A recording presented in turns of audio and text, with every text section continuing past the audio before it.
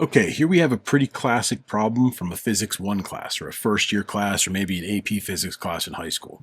So what I have is a mass of 8 kilograms is released from rest on a ramp that's inclined at 30 degrees.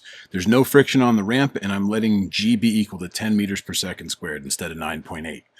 We want to find the acceleration down the ramp. Now before we get started, I want you to watch this little animation of a mass on a ramp that's being inclined up, and I want you to pay attention to what happens to force normal and where the angles fall. Notice as the incline increases, I want you to watch force normal shrinking to match the gravitational component, and I also want you to notice which angles are equal and which aren't. Okay, now that we've done that, let's talk about this. So just for reference, I'm going to draw a little line straight down here, okay?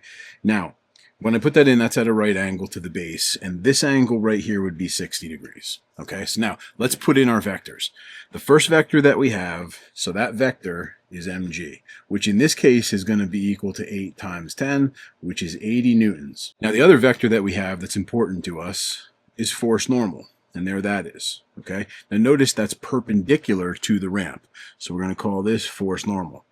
Now the next thing I'm going to do is impose a coordinate system to make life a little bit easier with regards to the math on the ramp, and I want one of the axes that I have to be parallel to the inclined plane. Now, do you remember that little reference line I drew in the beginning, and I put that 60-degree angle there? Since these axes are at 90 degrees to each other, if this angle here is 60, means it's complementary to the 30, that's how I found it, that means this has to be 30 because they have to add up to 90.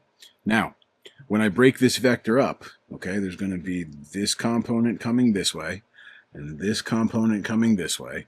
And really what I'm doing is I'm looking at this right here as if it were a little right triangle, right? And I'm looking for the leg of it, and that's adjacent, so I'm going to use cosine. So this one right here is going to be mg, which is 80, times the cosine of 30, since it's adjacent to the 30-degree angle.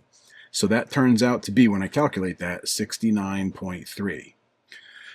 Now the length of this side is really the same thing as this vector up here, right? And now that's going to be 80 mg times the sine of 30, which works out to be 40 newtons. Now to find the acceleration down the ramp in the x direction, the summation of all the forces in the x direction is the mass times the acceleration in the x direction. And if you look here, right, the force in the x direction is unbalanced, so it's going to accelerate. So we're going to have 40 is equal to 8 a sub x, which means a sub x is going to be equal to 5 meters per second squared when I divide both sides by 8. Done.